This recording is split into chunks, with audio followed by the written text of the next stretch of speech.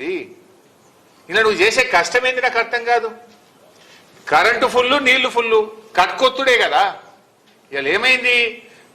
అదృష్టవశాత్తు కృష్ణానదిలో కూడా 45 రోజుల ముందే వరదలు వచ్చినాయి.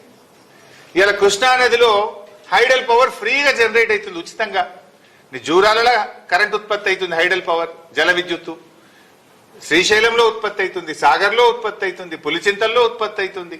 రోజుకు 42 మిలియన్ యూనిట్లు కరెంటు ఉత్పత్తి అవుతా ఉంది. 42 లక్షల యూనిట్ల కరెంటు ప్రతిరోజు ఉత్పత్తి అవుతా ఉంది. సో 42 మిలియన్ యూనిట్ల కరెంటు ఉత్పత్తి అవుతుంది, వరద ప్రవాహం ఉంది. మరి నీకు వచ్చిన కష్టమేంది? కట్టుకొత్తుడే కదా. నీకు కొత్త శాత కాకపోతే చెప్పు, వేలాది మంది రైతులు తీసుకుపోయి మేమే కట్టుకొత్తుతాము అని హెచ్చరిస్తా ఉన్నాం. మర్యాదగా ఇస్తారా? రైతుల్ని తీసుకుపోయి మమ్మల్నే కట్టుకొత్తి నీళ్లు తెచ్చుకోమంటారా?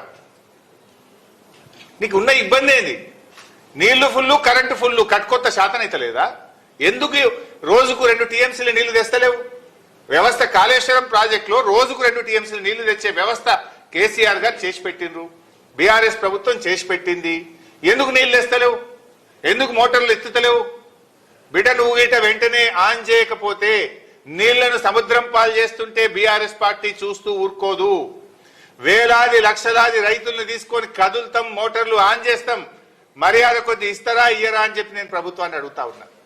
ఆ పరిస్థితి తెచ్చుకోకండి. ఇప్పటికే మీరు రైతు వ్యతిరేక ప్రభుత్వం అని తేలిపోయింది. 10 ఏళ్లలో ఏ రైతు ఎరువు బస్తా కోసం అరుగుల మీద పండుకోలేదు, పొద్దున 3 గంటలకు లైన్లు కట్టలేదు, చెప్పులు ఎప్పుడు కూడా లైన్లు పెట్టలేదు. ఇలా కాంగ్రెస్ వచ్చింది, మార్పు వచ్చింది, పాత రోజులు వచ్చినాయి, మళ్ళీ చెప్పులు లైన్లు పెట్టి అరుగుల మీద పడిగాపులు కాసే పరిస్థితులు తెచ్చారు మీరు. సో వెంటనే నీళ్ళు ఇవ్వండి, వరద నీటిని ఒడిసిపట్టండి, బురద రాజకీయాలు మానండి అని చెప్పి నేను హితో పలుకుతా ఉన్నా. ఏంది చిల్లర రాజకీయాలు? కాళేశ్వరం కూలిందనే ఒక బురద రాజకీయాల కోసం వరద నీటిని సముద్రం పాలు చేస్తారా?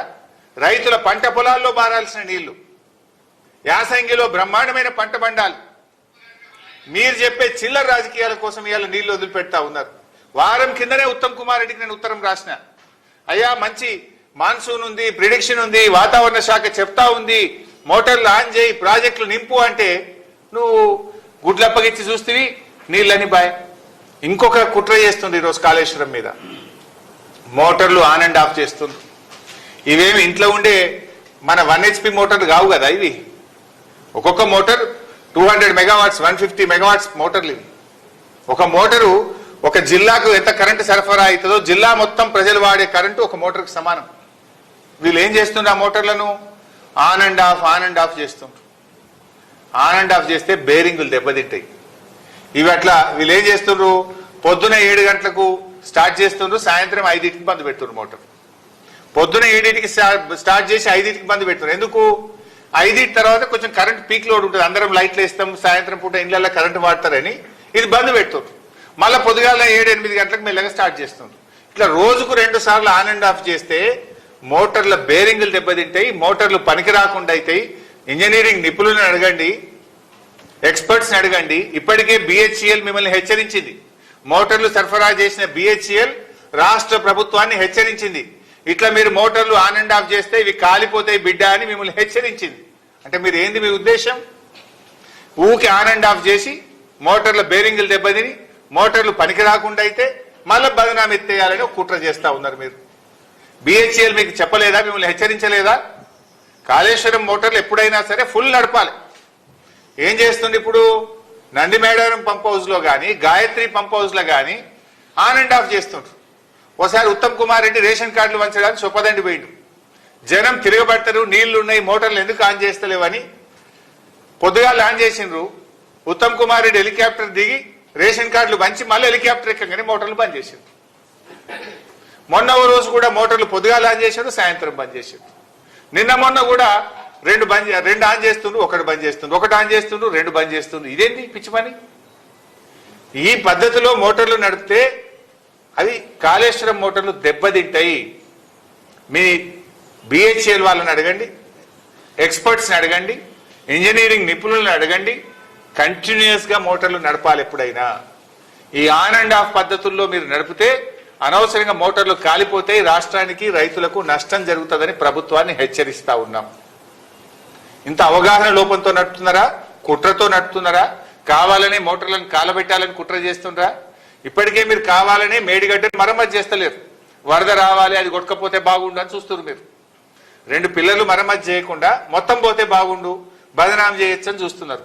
ఆ బదనాం కోసమే నీళ్లు మోటార్లు వస్తే నీళ్ళు వచ్చే పరిస్థితి కట్కేస్తే ఇయ్యాలి, నీళ్ళు వచ్చి పట్టే రంగనాయక సాగర్లో, మల్లన్న సాగర్లో. బంగారం వాళ్ళు పంటలు పండలేదా?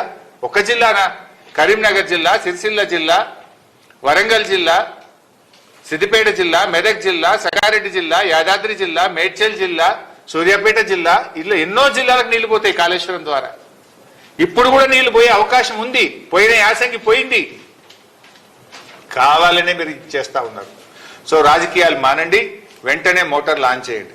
ఒకవేళ ప్రభుత్వం ఆన్ చేయకపోతే మాత్రం బీఆర్ఎస్ పార్టీ వేలాది లక్షలాది రైతుల్ని తీసుకొని కదులుతాం, మోటార్లు ఆన్ చేస్తాం, మా రిజర్వాయర్లు, మా చెరువులు నింపుకుంటాం, యాసంగి పంట పండించుకుంటాం. మీరు వెంటనే చేయాలి. నేను ఉత్తమ్ కుమార్ రెడ్డి గారిని, రేవంత్ రెడ్డి గారిని, మీ మధ్య ఏమైనా విభేదాలు ఉన్నాయా, మీకు పంచాయతీ ఉంటే మీరు చూసుకోండి. కానీ ఇది రైతులకు నష్టం జరిగితే మాత్రం బీఆర్ఎస్ పార్టీ ఊరుకోదు. నేను రాజకీయాల కోసం మాట్లాడతలేను, రైతుల కోసం మాట్లాడుతున్నా, రైతుల పక్షాన మాట్లాడుతున్నా. మాజీ నీటిపారుదల శాఖ మంత్రిగా